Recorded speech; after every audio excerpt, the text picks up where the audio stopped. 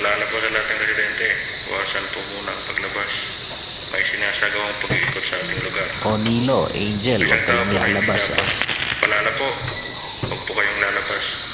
Kung may marinig po kayong kumakatok, huwag po rin yung bubuksan ng pinto. Huwag po kayong sasagot kung may tumatawag sa pangalan ninyo.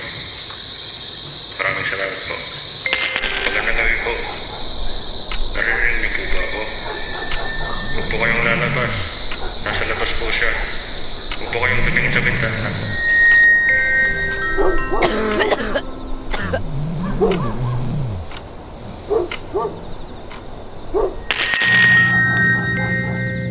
Correction po. Hindi po ito dapat naririnig ng mga residente. Mayaring manatili lang po sa loob ng inyong mga tahanan. Huwag po kayong lalabas upang tingnan kung sino ang nagsasalita.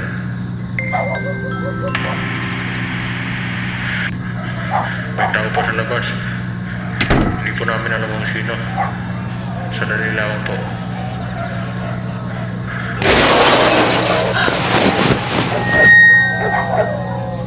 Magandang gabi po sa lahat ng residente.